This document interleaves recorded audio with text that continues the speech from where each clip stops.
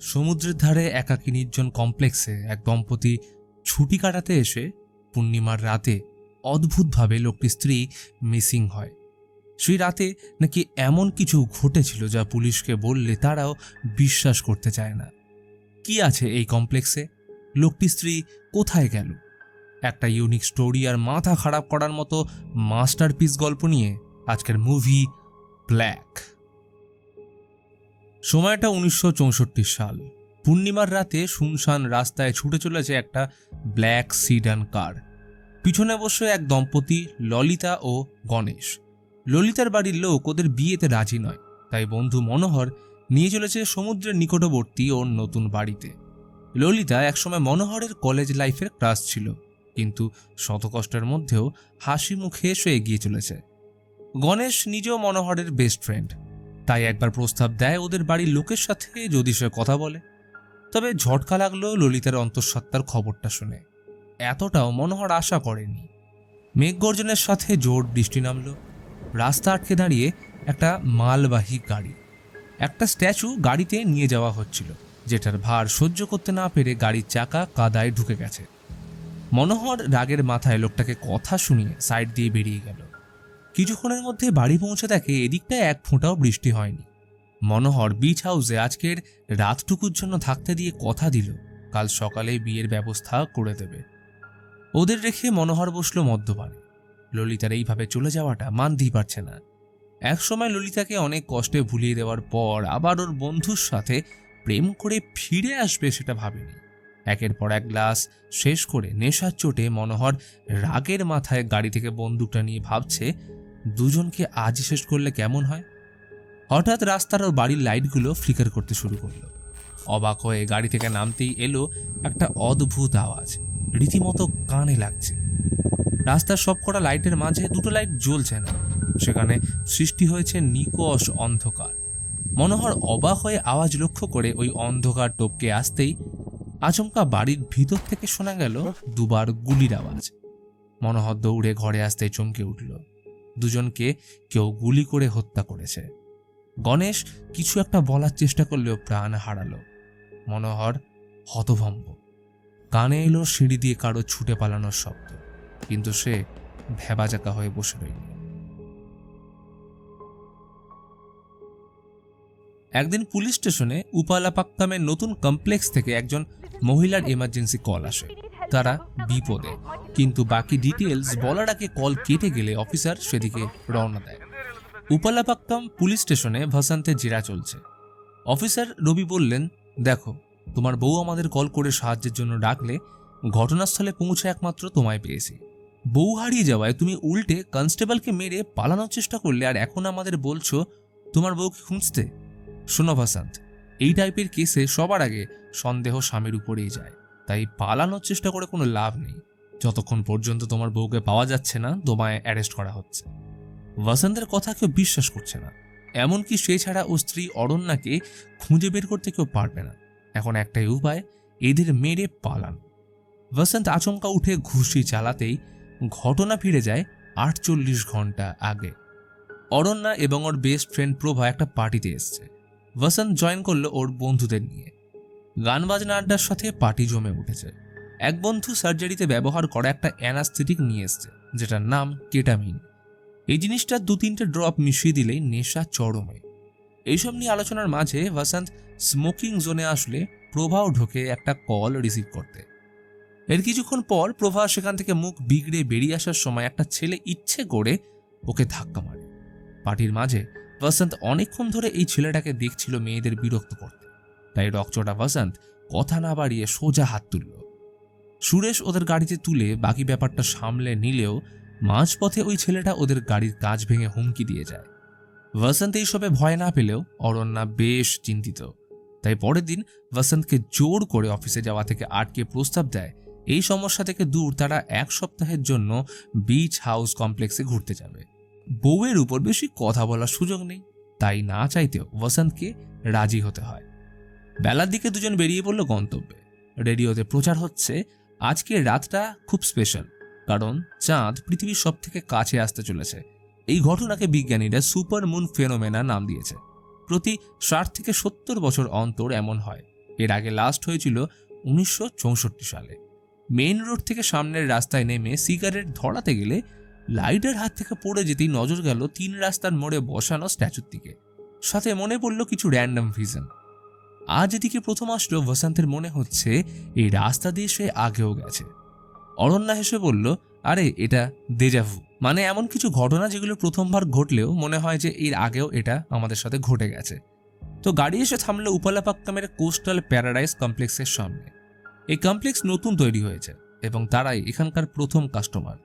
এই পুরো জায়গাটায় যতগুলো ভিলা রয়েছে সেগুলোর উচ্চতা, রং সব একই রকম। তবে সম্পূর্ণ কাজ এখনো শেষ হয়নি। কমপ্লেক্স ম্যানেজার তাদের ওয়েলকাম করে সমস্ত বিষয়টা বুঝিয়ে দেয়। গেটে টাইম টু টাইম গার্ড থাকে, আর যদি কারেন্ট অফ হয়ে যায় তাহলে গার্ডকে ইনফর্ম করলেই জেনারেটর চালিয়ে দেবে। অরণ্যা ম্যানেজারকে রাস্তার মাঝে ওই স্ট্যাচুর ব্যাপারে জিজ্ঞেস করলে একটু ইতস্তত হয়ে বলল, ম্যাডাম, বেশ কয়েক বছর আগে ওই স্ট্যাচু একটা গ্রামে নিয়ে যাওয়া হচ্ছিল। শোনা যায় বৃষ্টির মধ্যে গাড়ি আটকে গেলে পরের দিন আরও একটা গাড়ি পাঠানো হয়, কিন্তু অদ্ভুত ব্যাপার, এই গাড়িটাও ওই একই জায়গায় ভেঙে আটকে যায়। চার্চের লোকেরা ব্যাপারটাকে ঐশ্বরিক হস্তক্ষেপ ভেবে স্ট্যাচু ওই জায়গাতেই তাই বসিয়ে দেয়। অর্থাৎ এই স্ট্যাচু আর মুভির শুরুতে দেখানো স্ট্যাচুটা একই। সব বুঝিয়ে মালিক বিদায় নিলে শুরু হয় দুজনের ভ্যাকেশন। কিছু সময় পর তারা সুপার মার্কেটে গেলে বিলিংয়ে অ্যাড্রেস বলার সময় দেখা হয় সেদিন পার্টির ওই ছেলেটার সাথে। সে দেখা মাত্রই ওদের থেকে ক্ষমা চেয়ে বেরিয়ে যায়, কিন্তু ঘাট তারা বসন্ত যাওয়ার আগে ওর বাইকের হেডলাইট ভেঙে বলে, এইবার হিসেব সমান হলো। ফিরতে সন্ধ্যা হয়ে গেলে দেখে কমপ্লেক্সের গেটে কেউ নেই। অগত্যা নিজেরাই গেট খুলে ভিতরে প্রবেশ করলো, কিন্তু গার্ড গেল কোথায়? বাড়ি ঢুকতেই দেখলো বসন্তের নামে একটা বেনামি পার্সেল এসছে। পার্সেলে রয়েছে একটা সুন্দর পেন্টিং। দুজনেই অবাক, এই সারপ্রাইজ কে পাঠালো? বসন্ত ছবিটা দেওয়ালে টাঙিয়ে গ্রুপে ছবি পাঠিয়ে মেসেজ করে জিজ্ঞেস করলো যে এটা কে পাঠিয়ে যায়। এরপর হালকা ফুলকা নিজেদের রোম্যান্স শুরু হতেই দরজায় সুরেশ নক করলো। ওকে দেখে দুজনেই অবাক। সুরেশ বসন্তকে ডেকে বলে, এত রাতে কি এমন দরকার ছিল যে আমায় ডেকে পাঠালি? বসন্ত হতভম্ব, ও কেন ফোন করতে যাবে? আজও কাউকে কল করেনি, শুধু মেসেজ করেছিল সুরেশকে।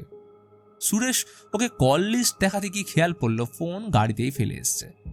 বসন্ত ছবির ব্যাপারে জিজ্ঞেস করলে কিছুই বলতে পারে না। সব থেকে বড় কথা, যদি ছবিটা ওদের বন্ধুই পাঠিয়ে থাকে তাহলে ওরা যে নতুন ঠিকানায় শিফট হয়েছে সেটা জানলো কি করে? কথাটা শুনতেই বসন্তের মনে হলো এটা ওই ছেলেটার কাজ নয় তো। তো কিছুক্ষণ গল্প করে সুরেশের যাওয়ার সময় হলে দেখে দেওয়ালের ঘড়িতে সময়টা ভুল দেখাচ্ছে, 11:10। বসন্ত এটা নিয়ে তেমন গুরুত্ব দেয় না, কারণ হতেই পারে ঘড়ির ব্যাটারি চেঞ্জ করা হয়নি। কিন্তু সুরেশ গাড়িতে এসে ফোন চেক করলে দেখা যায় সময় দেখাচ্ছে রাত 2:34। আর সত্যিকারের ওর কাছে 12:17 বসন্তের কল এসেছিল। এরই মধ্যে বসন্তের অফিস থেকে স্যারের কল আসলে নেটওয়ার্ক ইস্যুর জন্য ব্যালকনিতে আসলে মনে হলো বাড়ির নিচের গাছটা কেমন অদ্ভুতভাবে নড়ে উঠল। কথা শেষ করে ঘরে আসতেই দুজনে শুনতে পেল একটা অদ্ভুত আওয়াজ। লাইটের ফ্লিকারের সাথে পুরো কমপ্লেক্স অন্ধকারে ডুবল। মোমবাতি জেলে বসন্ত গার্ডকে জেনারেটর অন করার জন্য ফোন করলে কেউ রিসিভ না করায় প্রজেক্ট ম্যানেজারকে কল করলে সে বলে তাদের ক্লাব হাউসের বেসমেন্ট পার্কিংয়ে গিয়ে জেনারেটর অন করতে হবে। অগত্যা দুজন বেরোলো সুইচ অন করতে। ঘড়িতে বাজছে 11:40। আবার সেই আওয়াজটা কানে আসার সাথে মনে হলো পিছন দিয়ে কেউ ছুটে পালালো। বসন্ত জেনারেটর অন করে যাওয়ার সময় লাইটের ফ্লিকারিং দেখে কিছু ভিশন দেখতে পায়। আবার দেজাভু হলো নাকি? অরণ্যা ওকে শান্ত করে জড়িয়ে ধরতেই মনে হয় কেউ যেন ওদের লুকিয়ে দেখা মাত্রই পালিয়ে গেল। কোণে রাখা রঙের বালতিটা এখনো নড়ছে, কিন্তু কে সেটা? অরণ্যা বাড়ি এসে মোমবাতিগুলো নেভানোর সাথে দেখা যায় বাইরে কিছুটা অংশের লাইট কোনো কারণে নিভে গেল। অরণ্যা দেখে ওদের ঠিক উল্টো দিকের একটা বাড়িতে লাইট জ্বলছে, কিন্তু প্রজেক্ট ম্যানেজার তো বলেছিল এই কমপ্লেক্সে তারাই একমাত্র আছে। তাহলে আরেকটা বিষয়, পাওয়ার কাট হওয়ার পর এমনকি ফিরে আসার সময় যখন লাইট এলো তখন দুজনের কেউ বাড়িতে লাইট জ্বলতে দেখেনি। তাহলে কি ওরা এখনই এলো? তখনই গার্ডের ফোন আসলে জানায় তার নাতি অসুস্থ হওয়ায় হসপিটালে এসছে, ফিরতে লেট হবে। হাসান জিজ্ঞেস করে কমপ্লেক্সে ওদের বাড়ির উল্টো দিকে কেউ এসছে কিনা, কিন্তু গার্ড বলে না স্যার, কেউ তো আসেনি। তখনই সেই অদ্ভুত আওয়াজটা তীক্ষ্ণভাবে কানে এসে লাগলে বসন্ত একাই বেরিয়ে যায় চেক করতে। কমপ্লেক্সের মাঝের রাস্তাটায় সবকটা লাইট জ্বলছে, জাস্ট পার্টিকুলার একটা জায়গা ছাড়া। বসন্ত আওয়াজ লক্ষ্য করে অন্ধকারে প্রবেশ করে ওপারে আসতে দেখে সামনের বাড়ি একদম ফাঁকা, অন্ধকারে সে ভূতের মতো দাঁড়িয়ে। বসন্ত উল্টো দিকের বাড়িটার জানলার সামনে একটা জ্বলন্ত সিগার পড়ে থাকতে দেখে। ব্যাপারটা বেশ সন্দেহজনক। পার্টি নাইটের ওই ছেলেটা নয় তো? অরণ্যা ডাকলো, বসন্ত, ওই বাড়িতে আবার লাইট জ্বলছে। এইবার দুজন একসাথে বেরিয়ে জানলা দিয়ে দেখতেই ভয়ে স্তব্ধ হয়ে গেল। ভিতরে রাখা সেই পেন্টিং থেকে শুরু করে প্রতিটা জিনিস ও মানুষগুলো হুবহু তাদের মতো। ভিতরে চেয়ারে বসে অরণ্যা, আর ঠিক সামনের সোফায় বসন্ত মদের গ্লাস নিয়ে ঘোরাচ্ছে। এই ঘটনায় দুজনেই তাজ্জব। ঘরের ভিতর বসন্তের মতো লোকটা ওর দিকে তাকাতেই এরা ভয়ে পালাতে গেলে পায়ে লেগে টপটা পড়ে গিয়ে নিজের বাড়িতে ঢুকে পড়ে। একই দেখতে দুজন মানুষ উল্টো দিকের বাড়িতে রয়েছে, এটা কোনোভাবেই সম্ভব নয়। অরণ্যাকে বসন্ত হাফ সিগারেটটা দেখিয়ে প্রমাণ করে যে নিশ্চয়ই এইখানে কোনো তৃতীয় ব্যক্তি আছে। তবে চমক তো এখানেই, কারণ অরণ্যা ওর জন্য এক box imported Cuban cigar surprise হিসেবে এনেছিল, যেটা ওর বন্ধুকে দিয়ে বাহামাস থেকে আনিয়েছে, কারণ এটা ভারতে পাওয়া যায় না। তাহলে যদি এখানে তৃতীয় ব্যক্তি থাকে, তাহলে সে এই সিগার কিভাবে পেল? বসন্ত অবাক হয়ে বসতে গেলে ধাক্কায় টেবিলে রাখা মদের গ্লাস নড়তে শুরু করে। বসন্ত এক নজরে গ্লাসটা দেখছে। একটু আগে উল্টো দিকের বাড়িতে ঠিক ওর মতো দেখতে একটা লোকের সামনে এমনভাবে গ্লাসটাকে সে নড়তে দেখেছিল। এটাও কি তাহলে দেজাভু? বসন্ত উঠে দেখে জানলার সামনে টপটা এক্ষুনি কেউ ফেলে দিল, কিন্তু এইবার রিস্ক নিল না। অরণ্যাকে নিয়ে গাড়িতে উঠে স্পিড বাড়িয়ে দিল। কিন্তু গাড়ি যতবার যায় ততবার ঘুরে ফিরে সে একই জায়গায় চলে আসে। একবার মনে হলো যে ওদের সামনে একটা গাড়ি যাচ্ছে, কিন্তু সেটা অন্য কারণ নয়, বরং ওদেরই গাড়ি, অর্থাৎ তারা কোনো এক অজানা বিপদের মধ্যে আটকে গেছে। অগত্যা ওরা বাড়িতে ঢুকলে অরণ্যা পুলিশকে ফোন করল, আর এইটাই মুভির শুরুতে আমাদের শোনানো হয়েছিল। এদিকে বসন্ত সুরেশকে ফোন করে বিষয়টা জানিয়ে বলে, সুরেশ, তুই যাওয়ার পর বাড়িতে সব অদ্ভুত কাণ্ড শুরু হয়েছে। কিন্তু সুরেশ অবাক, আরে আমি আবার কবে গেলাম তোদের বাড়িতে? তোদের কোথাও ভুল হচ্ছে। এই কথা শুনে বসন্ত হতভম্ব। কথা পুরো শেষ করার আগেই কেটে গেল। তখনই নাকে এলো পোড়া গন্ধ। টেবিলের সামনে রাখা মোমবাতিটা থেকে পর্দায় আগুন লেগেছে। তড়িঘড়ি করে ওটা নেভালেও অরণ্যা ভেবে পায় না একটু আগে এসে নিচে সব কটা মোমবাতি নিভিয়েছে, তাহলে আগুন লাগলো কি করে? তাহলে ওদের বেরোনোর পর অন্য কেউ এসে এগুলো জ্বালিয়ে পেন্টিং ভেঙে চলে গেছে? মনে চলছে একাধিক প্রশ্ন, যার ব্যাখ্যা ওদের কাছে নেই। এমনটাও নয় যে ওরা দুজনেই হ্যালুসিনেট করছে। হঠাৎ গাড়ির আওয়াজ শুনে জানলায় আসতেই দেখে উল্টো দিকের বাড়ির পর্দায় আগুন লেগেছে। কিন্তু কি করে? বসন্ত কিছু একটা ভেবে ঘরের লাইট নিভিয়ে কিছুক্ষণ পর অন করলে দেখে সামনের বাড়িতেও ঠিক একই জিনিস হলো। অর্থাৎ তাদের সাথে যা ঘটছে সেটাই কিছুক্ষণ পর উল্টো দিকের বাড়িতে যারা রয়েছে তাদের সাথেও হচ্ছে। তাহলে বসন্তের মতে ওরা সময় কিছুটা এগিয়ে রয়েছে, তাই প্ল্যান করলো পেপারে লিখে ওদের জন্য কিছু নোটস রেখে যাবে, যাতে বিপদ থেকে ওরা সতর্ক থাকে এবং ওরা তাদের শত্রু না ভাবে। দুজন বেরিয়ে অন্ধকার রাস্তা টপকে সামনের বাড়ির দরজার নিচ দিয়ে নোট ঢুকিয়ে এক ছুটে নিজেদের বাড়ি আসলে দেখে ওদের জন্য আগে থেকেই বসন্তের লেখা সেম নোট কেউ ফেলে গেছে। এই নিয়ে অনেক ভাবার পর বসন্ত নোটের মধ্যে এক্সট্রা লেখা অ্যাড করে বলে এইবারও একা ফেলতে যাবে আর অরণ্যা এখানে লক্ষ্য রাখবে। এটার মাধ্যমে দুটো জিনিস ক্লিয়ার হবে। প্রথমত, তারা তৃতীয় ব্যক্তিকে ধরতে পারবে, এবং দ্বিতীয়ত, সেম লেটার যদি এখানে আসে তাহলে বোঝা যাবে যে দুটো বাড়ি সেম। সেই ভেবে বেরোতে গেলেই দেখে আরও একটা নোট কেউ ভিতরে ছুঁড়ে দিয়ে যায়, যেটা একটু আগে বসন্ত যা লিখেছিল সেটাই অ্যাড করা। এই নিয়ে ভাবতে ভাবতে আচমকা বসন্তের মতো দেখতে একটা লোক ঘরে প্রবেশ করে, যেটাকে আমি বসন্ত 2 বল। তো এই বসন্ত 2 বসন্ত 1কে মারতে শুরু করে, আর রীতিমতো ওকে পিটিয়ে কাবু করে দিলে অরণ্যা কোনো রকমে বসন্ত 2কে মেরে তাড়িয়ে দেয়। ব্যাপারটা এখন রীতিমতো গোলমেলে। দুঃস্বপ্ন, হ্যালুসিনেশন, নেশা নাকি ভূত? ঘড়িতে বাজলো রাত 2টোর ঘন্টা, যেন এক অশনি সংকেত। বসন্ত রেগে বেসবল ব্যাট নিয়ে এগিয়ে চলল সামনের বাড়ির ভিতরে থাকা বসন্ত 2 এর উপর বদলা নেওয়ার জন্য। কিন্তু ঘরের ভিতরে ঝগড়া শুনে থেমে গেল। দেখে বসন্ত 2 রাগে অরণ্যা 2 এর উপর চড়াও হয়ে মেরে অজ্ঞান করে দিয়েছে। তবে ওদের ঘড়িতে বাজছে 1:30। এই দেখে বসন্ত নিজেকে শান্ত করে অরণ্যাকে নিয়ে ফিরে আসলে দেখে ওদের ঘড়িতে 1টা বাজছে, যেটা একেবারে অসম্ভব, কারণ বেরোনোর আগে বসন্তের ঘড়িতে 2টোর ঘন্টা বেজেছিল। এতক্ষণ হিসেবে বলছিল যে তারা বসন্ত 2দের থেকে সময় এগিয়েছিল, কিন্তু এখন হঠাৎ সময় পিছিয়ে গেল কি করে? ইতিমধ্যে অরণ্যা দেখে কিছুক্ষণ আগে যে পর্দাটা আগুনে পুড়ে গেছিল সেটায় কোনো পোড়ার চিহ্ন নেই, এমনকি পেন্টিংটাও আস্ত আছে। বসন্তের মাথায় আসলো কেটামিনের কথা। ওর বন্ধু বলেছিল এটা নেশা মারাত্মক। কথাগুলো যেন হাতুড়ির মতো মাথায় লাগছে। তার উপর ও নিজে দেখেছে ডেডডাই কি হতে চলেছে। তাই সবার আগে ফ্রিজ থেকে কেটামিন সমেত যত হুইস্কি এনেছিল সব বেসিনে ফেলে দেয়। ব্যাঘাত ঘটালো রাস্তা দিয়ে যাওয়া গাড়ির শব্দ। বসন্ত দেখলো একদম ওদের গাড়ির মতো দেখতে একটা গাড়ি পাস করলো, কিন্তু ওই অন্ধকার জায়গাটা টপকানোর পর সেটাকে আর দেখা যায় না, যেন ওই অন্ধকারের মধ্যে সেটা হারিয়ে গেল। বসন্ত তাজ্জব হয়ে এই দৃশ্য দেখছে। মনে পড়ল এতক্ষণ ওরা হেঁটে বা গাড়িতে বহুবারই অন্ধকার জায়গাটা দিয়ে ক্রস করেছে।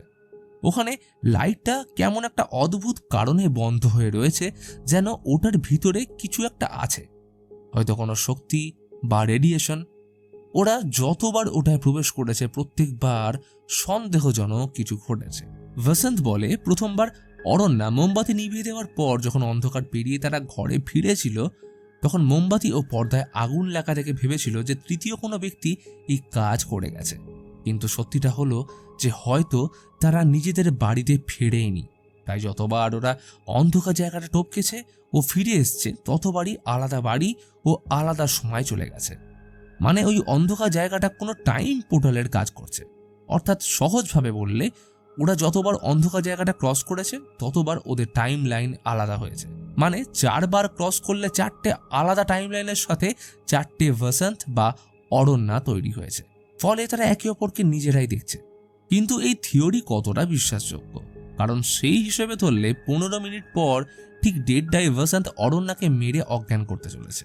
তখন অরণ্যা বলে যদি ডেডডাই বসন্তের কথায় সত্যি কিছু হতে চলেছে তাহলে তারা পুনরায় অন্ধকার জায়গাটা পেরিয়ে এমন একটা টাইম লাইনে যেতে পারে যেখানে ডেডটা অলরেডি ক্রস করে গেছে। তাহলে সমস্যা মিটে যায়। আর এই লুপহোলকে কাজে লাগিয়ে হয়তো তারা এই সমস্যা থেকে বেরিয়ে আসতে পারবে। কিন্তু এই সিদ্ধান্ত নেওয়া হলেও থামতে হলো, কারণ এতক্ষণ ওরা যে বিষয়টা নিয়ে আলোচনা করলো সেই একই জিনিস টেবিলের উপর রাখা নোটপ্যাডে লেখা রয়েছে। অর্থাৎ এই সময়টা অলরেডি পূর্বে ঘটে গেছে। এখন বসন্ত আর অরণ্যা ভয়ার্তভাবে রাস্তার মাঝে দাঁড়িয়ে। সামনের অন্ধকার জায়গাটা আরও রহস্যময় হয়ে উঠছে, কিন্তু ডেডটার সময়সীমা পেরোতেই হবে। তাই দুজন একে অপরের হাত ধরে অন্ধকার জায়গাটা পেরোতেই এমন সময় এসে পৌঁছয় যখন বসন্তকে স্যার কল করেছিল। বসন্ত খারাপ নেটওয়ার্কের জন্য ব্যালকনিতে আসলে রিভিল হয় এক রহস্য। আসলে তখন ফোনটা স্যারের নয় বরং অরণ্যার প্রিয় বন্ধু প্রভার ছিল, আর ওই পেন্টিং প্রভাই পাঠিয়েছে। তারা পার্টি নাইটের কোনো বিষয় নিয়ে কথা বললে বসন্ত ফোন কেটে দিলে নিচে দাঁড়িয়ে থাকা অরণ্যা বুঝতে পারে বসন্ত ওর সাথে চিট করছে। কিন্তু আসল ব্যাপার তো এটা নয়, কারণ সেদিন পার্টিতে প্রভা বসন্তের সাথে ঘনিষ্ঠ হওয়ার চেষ্টা করলে বসন্ত উল্টে তাকে ইগনোর করে। আর এই জিনিসটাই বসন্ত বোঝানোর চেষ্টা করলে অরণ্যা কিছু না শুনে একাই অন্ধকারে প্রবেশ করার সাথে এক অন্য টাইম লাইনে হারিয়ে যায়। বসন্ত বুঝতে পারে একটা বিশাল বড় বিপদ ঘটে গেছে। তাই প্রতিবার ও বিভিন্ন টাইম লাইনে গিয়ে অরণ্যাকে খুঁজতে শুরু করে, কিন্তু যেখানেই যাচ্ছে সেখানে অরণ্যাকে বসন্তের সাথেই পাচ্ছে। তার তো দরকার সেই টাইম লাইন বা সময়টা যেখানে অরণ্যা একা আছে। এর মধ্যে বসন্ত সেই সময়টায় পৌঁছয় যখন কারেন্ট চলে যাওয়াতে দুজন জেনারেটর অন করতে গেছিল। অরণ্যার ওই সময় একবার মনে হয়েছিল সে যেন কাউকে দেখেছে। আসলে তখন বসন্ত নিজেই তাদেরকে লুকিয়ে দেখছিল। এরপর বসন্ত পালিয়ে আরও একবার অন্ধকারে প্রবেশ করলে এমন এক টাইম লাইনে আসে যখন বাড়িতে কেউ ছিল না। সে অরণ্যাকে খুঁজে না পাওয়ার রাগে গোটা ঘর তছনছ করে পেন্টিং ভেঙে দেয়। মনে আছে শুরুতে একটা সময় বসন্ত আর অরণ্যা বাড়ি ফিরে অবস্থা থেকে মনে হয়েছিল এইখানে কোনো তৃতীয় ব্যক্তি রয়েছে। আসলে সেটা অন্য টাইমলাইন থেকে আসা বসন্ত নিজেই ছিল। তো এইবার বসন্ত সর্বহারা হয়ে রাস্তায় বসে পড়লে ওই অন্ধকার জায়গাটায় লাইট জ্বলে ওঠে। আর ঠিক তখনই পুলিশ চলে আসে, কারণ একসময় অরণ্যা উপালাপাক্কাম পুলিশ স্টেশনে ফোন করে ওদের থেকে সাহায্য চেয়েছিল। তো বসন্তের অসংলগ্ন কথা ও বাড়ির অবস্থা দেখে পুলিশের সন্দেহজনক মনে হলে তাকে গ্রেপ্তার করার সময় বসন্ত পালানোর চেষ্টা করে, কিন্তু ওকে ঠিকই ধরে ফেলে। এরপর আমরা মুভির একদম স্টার্টিং সিন দেখতে পাই, যেখানে বসন্তের জেরা চলছিল, কারণ স্বাভাবিকভাবেই ওর কথায় কেউ বিশ্বাস করছে না। কিন্তু অরণ্যাকে খুঁজতেই হবে, তাই ও সবাইকে মেরে কোনোভাবে পুলিশ স্টেশন থেকে পালিয়ে আসে। তবে ওই স্ট্যাচুর সামনে আসলে বসন্ত আরও একবার সে অদ্ভুত আওয়াজটা শোনার সাথে ওর লাইটারটা পড়ে যায়। আর এই জিনিসটাই তো এর আগেও একবার হয়েছে, যখন ও প্রথম কমপ্লেক্সে আসছিল অরণ্যাকে নিয়ে, আর তখন অরণ্যা বলেছিল এটা দেজাফু। বসন্তের মাথা এখন সব গুলিয়ে গেছে। সে নিজে কোন টাইম লাইনে রয়েছে সেটা কিছুতেই বুঝতে পারছে না। আর তখনই ঘটে এক অদ্ভুত কাণ্ড। বসন্ত একটা ব্ল্যাক সিডান কার রাস্তা ক্রস করতে দেখতে পায়। ও সেটাকে ফলো করে আসলে এক বুড়ো লোকের বাড়িতে পৌঁছায়। লোকটা ওকে আসার কারণ জিজ্ঞেস করায় বসন্ত অরণ্যাকে হারিয়ে ফেলার ব্যাপার ও দেজাভু থেকে শুরু করে সবটাই জানায়। তখন বুড়ো লোকটা হেসে বলে, হয়তো আমাদের দেখা এর আগেও হয়েছে, তাই তুমি আমায় ফলো করেছ। এই জায়গার সাথে আমার বহু পুরনো সম্পর্ক। এই পুরো জায়গাটা একসময় আমাদের ছিল। এখনও আমার কানে বাজে সেই রাতের অদ্ভুত আওয়াজ, আর আজ সেটাই আবার শুনলাম। এই ঘটনার সাথে রিভিল হয় এক রহস্য, কারণ সামনে এই যে বুড়ো লোকটা বসে আছে সে আসলে মনোহর। 1964 রাতে উপলাপাক্কাম বিচ হাউসে গণেশ ও ললিতার মৃত্যুর জন্য পুলিশ তাকে গ্রেপ্তার করে। সেই রাতে যখন মনোহর ওদের দুজনকে মৃত অবস্থায় পেয়ে সিঁড়িতে যে পায়ের আওয়াজ শুনেছিল, সেটা আর অন্য কেউ নয় বরং মনোহর নিজেই ছিল। পুলিশ, জাজ কেউ ওর কথায় বিশ্বাস করেনি, সবাই পাগল ভেবেছিল। যার কারণে এই খুনি তকমাটা ছাড়ানোর জন্য মনোহর রিসার্চ করতে শুরু করলে বেশ কিছু অদ্ভুত তথ্য জানতে পারে। ব্রিটিশ শাসনের সময় উপলাপাক্কামের এই জায়গায় সিক্রেট রিসার্চ চালানো হয়, কিন্তু 1941 সালে এখানে ঘটে যায় কিছু ভয়ানক দুর্ঘটনা যার এফেক্ট এখনো চলছে। এরই শিকার মনোহর 60 বছর আগে হয়েছিল, আর এখন ভাসান্ত হয়েছে, যেটাকে কোয়ান্টাম ফিজিক্সের ভাষায় প্যারালাল রিয়েলিটি বলে। বিজ্ঞানী শ্রোডিঙ্গারের ক্যাট থিওরি অনুযায়ী যদি একটা বিড়ালকে বন্ধ বাক্সের ভিতর বিষ মেশানো খাবার দিয়ে রাখা হয়, তাহলে আমাদের প্রকৃতির নিয়মে যে কোনো একটা জিনিস ঘটবে, বা আমরা সেটা দেখতে পাবো, যেখানে হয় বিড়ালটা বিষ খেয়ে মারা যাবে, না হলে সে বাঁচবে। তবে মডার্ন সায়েন্স অনুযায়ী কোনো একটা রিয়ালিটিতে এই দুটো জিনিস একসাথেই ঘটা সম্ভব, যেটা আমরা দেখতে পাই না। অর্থাৎ ওই অন্ধকার জায়গাটা আসলে বিভিন্ন টাইম লাইনে যাওয়ার পোর্টাল, যেটাকে বিজ্ঞানের ভাষায় ওয়ার্ম হোল বলা হয়।